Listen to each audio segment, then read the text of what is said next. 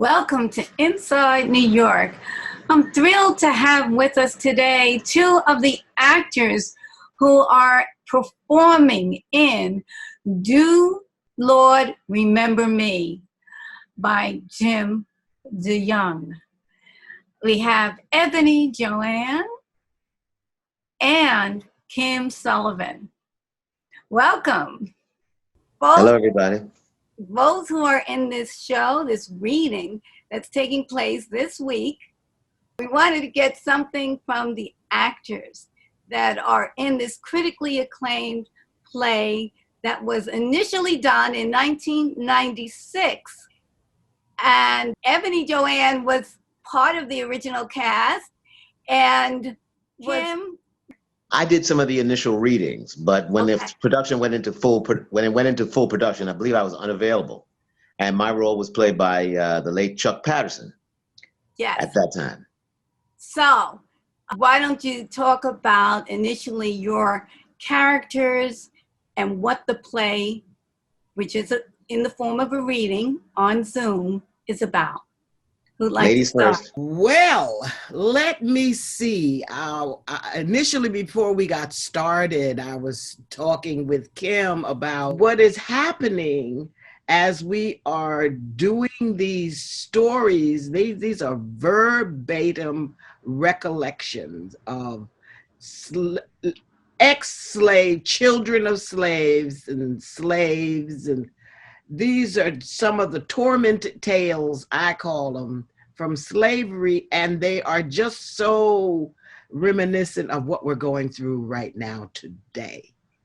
So in what respect? What respect? In that one of the lines in the play is, why y'all wait so long to get these here stories?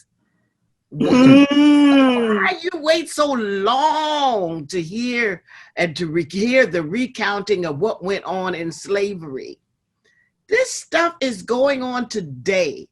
Now, one of the first, in the first production that I did, the role that is now being played by Barbara Montgomery, who I've done this piece numerous times with her, but before her there was the Frances Foster.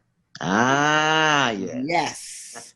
and she tells this story about she starts off by saying, you see this face? She said, the missus made this face this way. Yeah. As a slave, as a little girl, she was so hungry because, we never got food. We always got the leavings and the leftovers and the parts of, let's just start with the pig. Scraps. We just got the scraps. And this child is working in-house. She was inside the house. And they're just a piece of candy laying there on the table. She's so hungry. She finally sees that candy and she grabs it and she eats it. Mrs. comes in, and of course she's waiting for something to happen because that's what they do. And she chastises the child for stealing the candy. And she proceeds to put her head underneath the leg of a rocking chair and disfigures this child's whole head. Wow. Over a piece of candy. Over a piece of candy, but that's how evil they were. So now when you're saying what's going on today, we are finding out today that these white women are evil to the 10th power. We think that their husbands... Are you referring to the Supreme Court nominee, or what exactly? Or are you talking about Karens? To the Supreme Court nominee, who I really don't know that much about, but I'm responding to all of these Karen stories that are happening all over the country, where these white women are just coming out of themselves and they're acting really outrageous. which is one of the reasons why I stay inside. I don't go out unless I have to, because low on the white woman that comes up on me. But I'm listening to all these things. I'm watching all this stuff that's going on all across the country. I'm realizing that in 2016, these white women voted Trump into office. All right. They were the deciding voters that got him into the presidency. And I'm realizing, I kind of overlooked. I forgot about the Daughters of the Revolution. I forgot about all of those people. Well, they came from somewhere, and they came from slavery, along with all this other foolishness. Because as soon as we went through that scene yesterday, I said, this sounds like, Right, the police officer who put his knee on the brother's neck, George Floyd. That's right. And I've heard that story 1,000,000 times.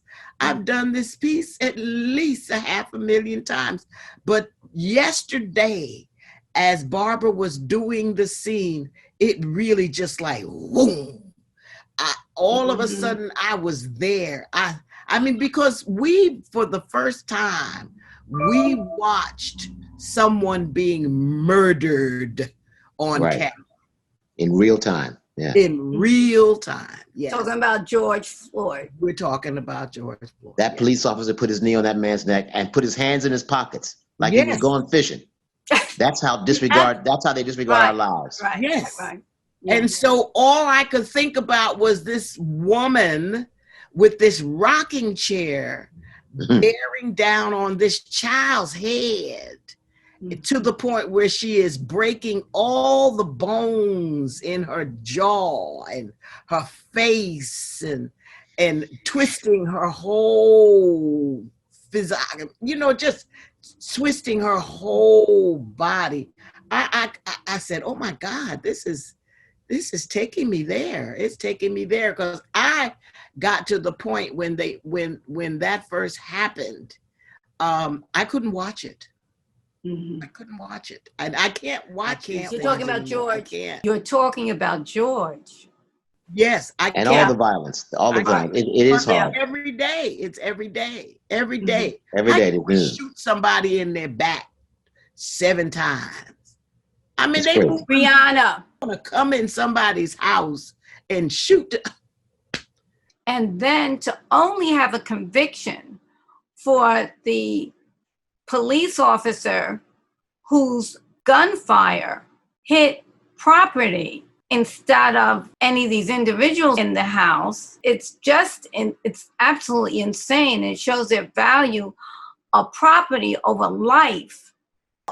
You're speaking of Miss Breonna Taylor. And they pressed charges on the bullets that missed Breonna. Right. It's not to say, obviously, that anyone's property should have been shot, and certainly people could have died, but that certainly shouldn't have been the only charge. Right. To ignore the murder of this innocent young woman is unbelievable. And that's what this piece brings back to me with every story that's being retold. It brings that back to me. I think what's really important is to be able to show the fact that a lot of these horrific circumstances that were revealed by slaves, that some of the same types of occurrences are happening today. What I think it's also important is to reveal how you as artists are able to survive and create in the midst of this pandemic and this uprising, and what allows you to do that. Thank you for joining Inside New York for our special behind the scenes look at the New Federal Theaters presentation of Do Lord Remember Me. And you can watch more of our interview with the producer, the playwright, director, and cast on our YouTube channel. Don't forget to subscribe so you'll receive an alert as soon as it's available on demand. And you can always watch Inside New York every Saturday at 8:30 p.m. on MNNHD. See you then.